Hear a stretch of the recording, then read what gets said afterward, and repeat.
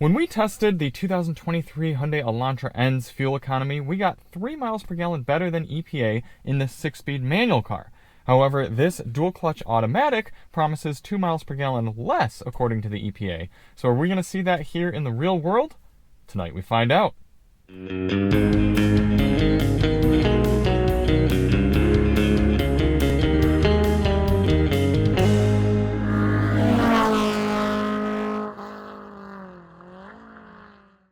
Hey everybody, it's Charlie from Daily Motor, and today we've got the real-world highway fuel economy test on the 2025 Hyundai Elantra N with this DCT. In this test, I'm going to head out on the highway and do 50 miles out and 50 miles back, averaging 70 miles per hour, to get a realistic fuel economy number for this compact hot sedan. Now before we get started, let's hop out and take a look at it. They've made improvements to the Elantra N for 2024-2025. It rides better, it hooks up better, it looks different. Better is in the eye of the beholder. I think it still looks quite good, although personally I wouldn't option this white paint. I'd get something like the blue, the red, or the black. I think there's actually 2 blues still for the Elantra N. But either way, it looks cool and it's a whole lot of fun to drive. So if you do want to see more on the Elantra N, check the link below. We've got coverage of the pre-facelift and post-facelift 6-speed manual option, and then I'll have a full review of this dual-clutch automatic option as well. We've also got coverage of the Bose sound system pre-facelift, and I'm going to do a members-only sound test for the Bose sound system here on this one. You can find that all linked below. So why do we do this test? Well, the EPA's highway fuel economy test, which gives this one 27 miles per gallon, that test only averages 48 miles per hour.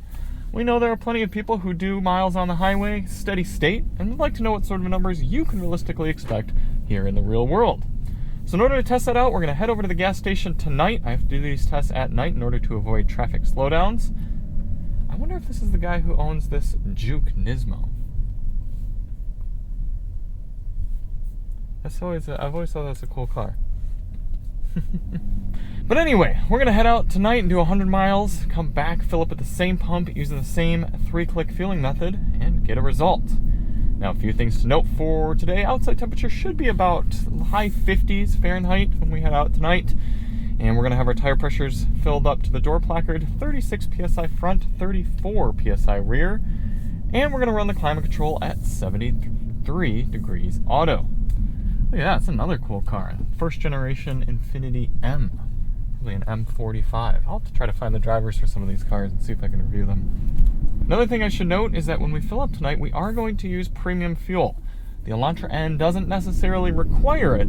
However, we test with whatever fuel the EPA uses. And the EPA did this test on premium fuel, so that's what we're going to do as well. I'd have to think most people purchasing an Elantra N are going to fill up with premium, but personally speaking, if I were just going to go out and cruise on the highway for a road trip, I'd put 87 octane for the highway portions and then maybe fill it up with premium before I head out into the twisties. But without any further ado, let's head to the gas station. We are all fueled up, put in about 4.5 gallons to top off the tank with the 3-click fueling method. We've got our trip meter reset, our GPS reset, car is in eco mode, the climate control's at 73 auto, tire pressures are set, and we're ready to begin.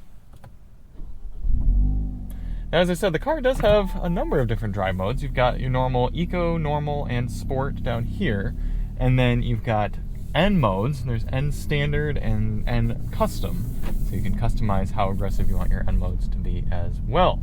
But we're going to do this test in eco. We're going to wait for this person to back out. You know, you got to be really careful. There's a lot of cars she could hit back here.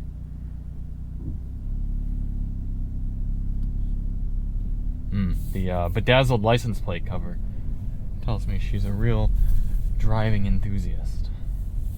Anyway, going over these speed bumps helps show us how the revised suspension for the facelifted Elantra N is actually quite livable. That was one of my biggest complaints with the last Elantra N, is that suspension was too firm for daily driving. Now, that is not the case. Also, I'm incredibly impressed by the dual clutch automatic transmission and its smoothness. This transmission is smoother in daily driving than the Mazda CX-70 plug-in we just got rid of. No stop start though, so as you come to a stop here, it just idles, even in eco mode, so theoretically they could save a little bit of fuel there. But I do know a lot of people are going to be glad not to have that.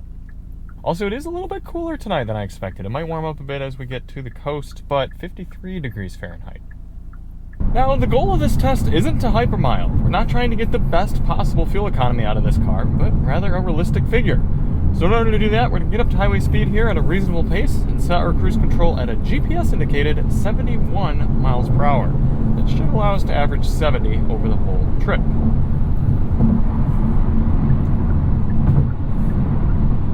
Getting up to speed, and it looks like our speedometer is pretty accurate, maybe about 1 mile per hour high from the GPS, so I think we're going to settle in at 72. And this brings up one of my few complaints about the Elantra N. We have one of the best active lane keeping functionalities on the market right here on our steering wheel, so it'll essentially drive itself for me as we're set on the cruise control right here, but no adaptive cruise control. So I worry that there would be situations where somebody is lulled into a false sense of self-driving, which can happen when the car is sort of driving itself around corners and you might not have your hand very thoroughly on the steering wheel. You might start to get distracted, but then not realize that the car is not going to brake for you when it comes up to other vehicles. So a little disappointing that it is that way. But other than that, let's close the sunroof here. Road noise actually not terrible for this concrete section of highway. I was expecting a bit worse. RPMs aren't too high either. We'll do the tack shot here in a little bit. Actually, you know what? No, we'll do it right now.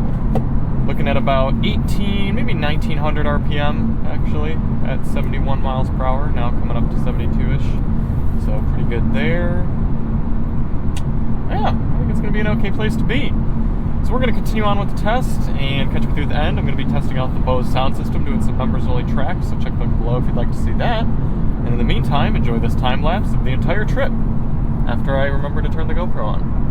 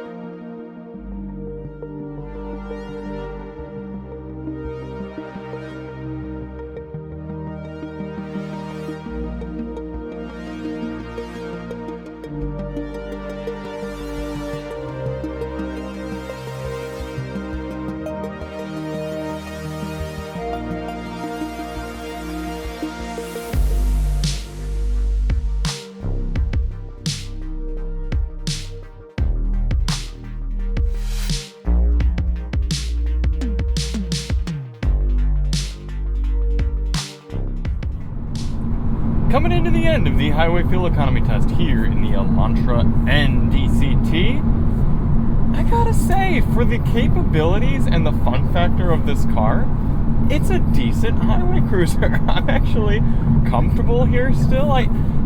My butt isn't sore in the seat. I do acknowledge that the bolstering, even at my fairly medium build, you're not allowed to move around very much. So I could see, especially someone a little larger, getting a bit claustrophobic sitting in these seats. But other than that, the ergos are good, the sound system's fine, the road noise isn't bad, the active lane keeping works well. I personally don't mind not having adaptive cruise control. I wanted to make that clear from my statement earlier. I just think it's strange that there's no adaptive cruise control to go along with the active lane keeping, but I'm okay not having adaptive cruise control. What else? You can turn off the center screen. You got this cool ambient light. This is a good highway car. And regarding fuel economy, we are smoking the EPA average according to the vehicle's readout, 33.1 MPG as of now. We should probably maintain that into the pump, and then really curious what it'll actually equate to, because this might end up being more efficient than the pre-facelift 6MT that we tested. So a lot of good marks going the way for the Elantra N. I'm going to get it back to the pump, fill it up, and then catch up with you tomorrow to crunch our final numbers. Here we are the next day. We got all fueled up, and I do think that the car's trip readout was a little bit optimistic because we ended up putting in 3.253 gallons into the tank, and based on my rough estimate math, I'm pretty sure this will be somewhere at or below 30 MPG, even though the car was saying 33.4 near the end of our trip. So if we take 100.3 miles traveled divided by that 3.25, is it 3.2? Yep, 253 gallons. We're getting 31 miles per gallon after the roundup, so still quite a bit better than EPA, and really not that bad of a number overall, but a little bit lower than the trip readout was giving us there. So make sure if you're calculating fuel economy on your Elantra N, you're really doing proper fill-ups at each tank. Still, I'm pretty happy with that, and I'm pretty happy with the car as a highway cruiser in general. We've got a 12.4 gallon fuel tank in here, so 31 miles per gallon times 12.4 gallons, giving you a little bit low highway cruising range, 380 miles, still very usable here in the 2025 Hyundai Elantra N.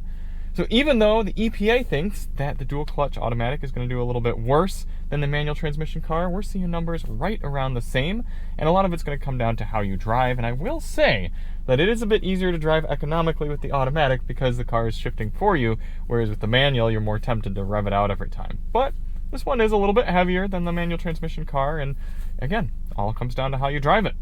Now that being said, even though this is getting 31 miles per gallon, still not as efficient as some of the hot hatches you're going to get from Honda, but those little Honda motors are remarkably efficient.